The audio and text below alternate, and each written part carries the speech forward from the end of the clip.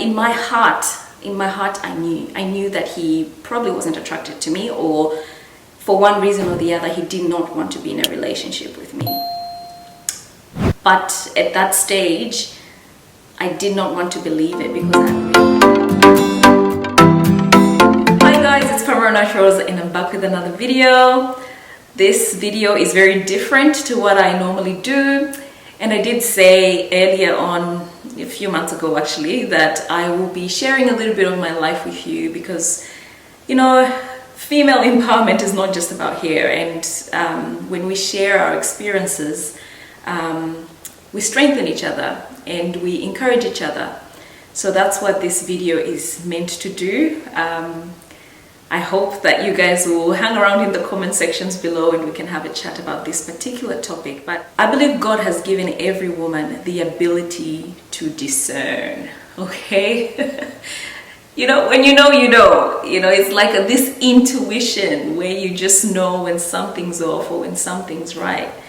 And a lot of the times as a woman, we know this to be true and we can feel that, you know, something isn't quite right.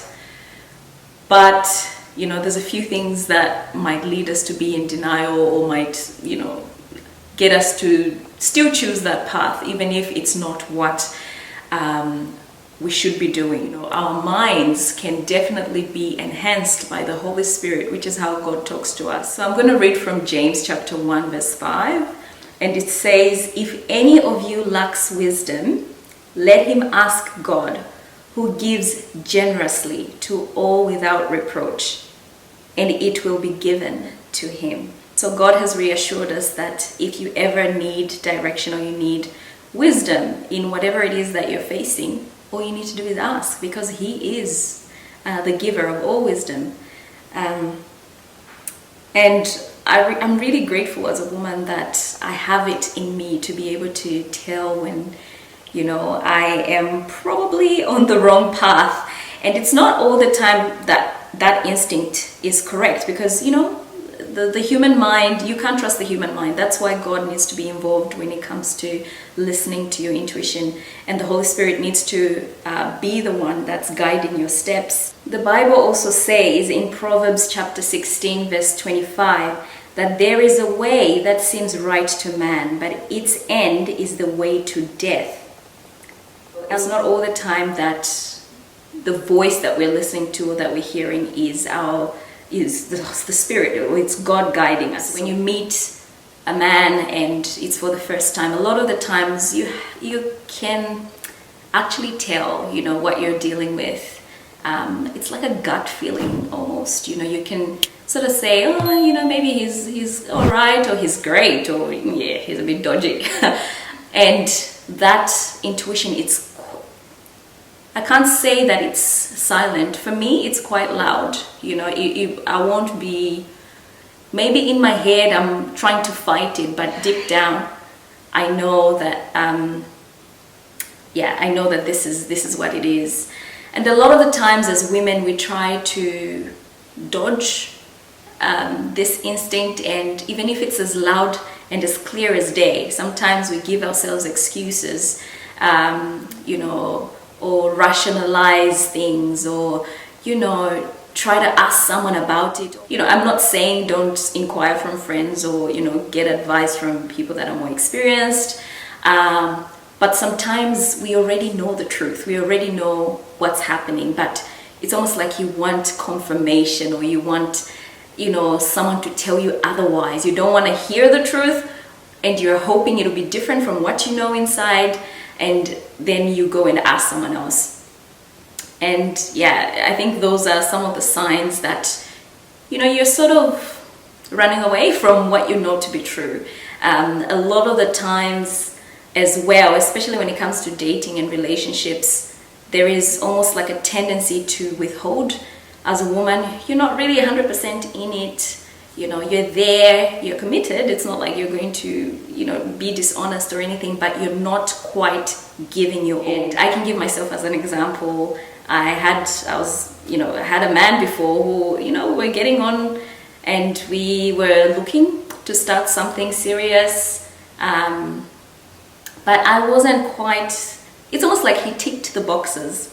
And that's not good enough. You know, someone can't just tick the boxes. It has to be the right person. And because I knew that there were some things about this particular person that, yeah, did not qualify him for a life partner, I did hold back many times. You know, for example, in public, I would run away or, you know, stay away from holding his hand, or, you know, sort of mingle with my friends rather than be seen with him. And yeah, I guess my subconscious was already in the know, pretty much was telling me, you know, this is not going to work. And he would always get upset and say, oh, you know, you're embarrassed of me, why aren't you being affectionate with me in public display of affection. And, you know, you may or may not know, I love to express my love or my, you know, affection to the person that I love publicly, you know, and it could be just holding a hand, or, you know, or sitting closely, or whatever it is. And with this particular person, I just didn't, because it's almost like my person or my mind was not set on this particular person. And of course, after some time, things had to end. But yeah, that was just a small example. In this video, I'm going to share an experience I had with a man that I met some years back. He was a gentleman. I had known him for, I think, 6 months. 6 months, and we were dating in that we're going out on dates. You know, we're having dinners. You know, we'd go out fishing. We both loved music, so that was a big thing for myself. And yeah, he loved Jesus, and obviously that's important to me, to have somebody that, you know, loves God, that loves Jesus, and that follows him. But then it seemed as though I was putting more work than he was.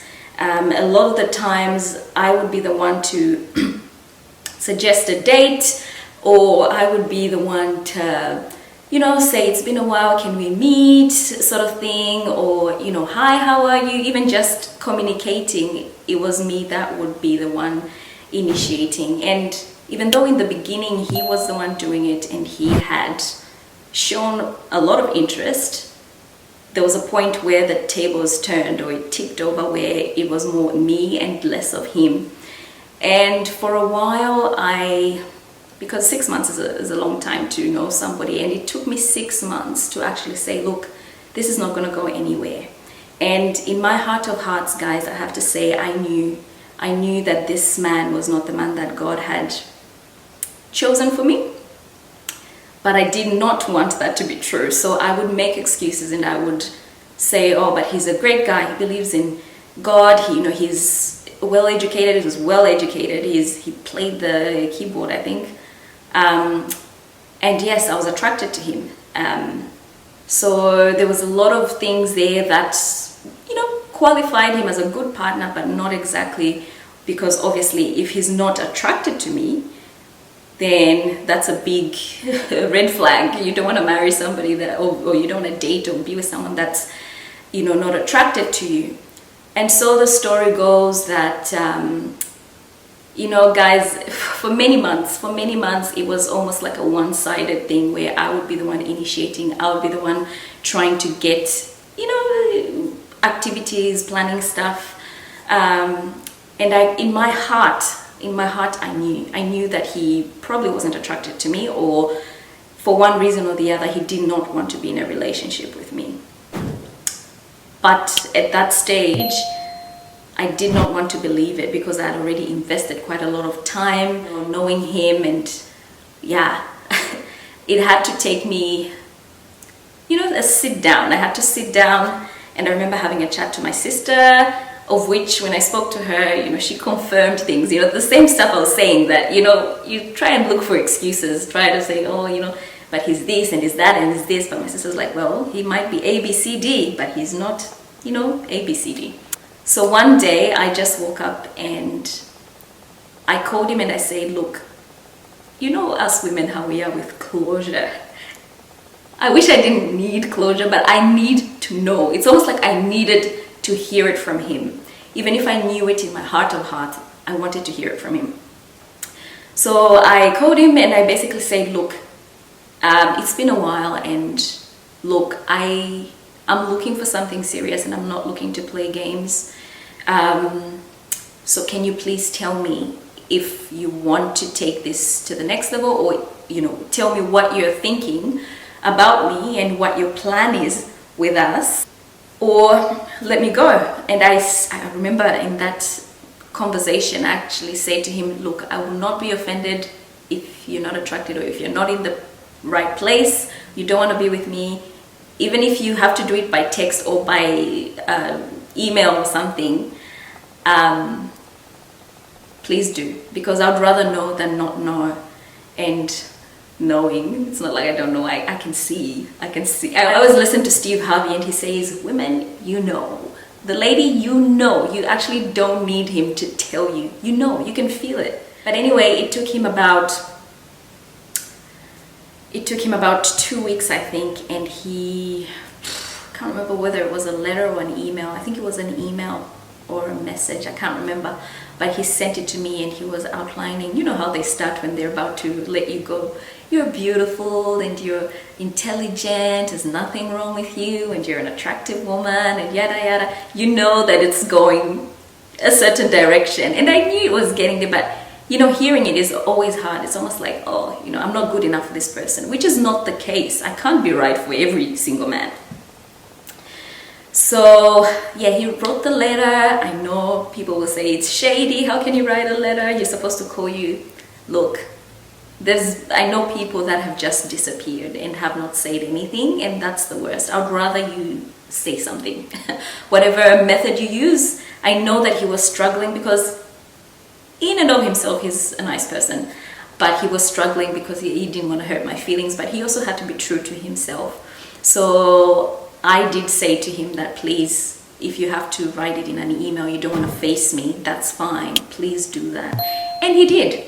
The following day, I had the letter or the email, and I read it, cried hard, and deleted it and never looked back. It's almost like a huge load came off me.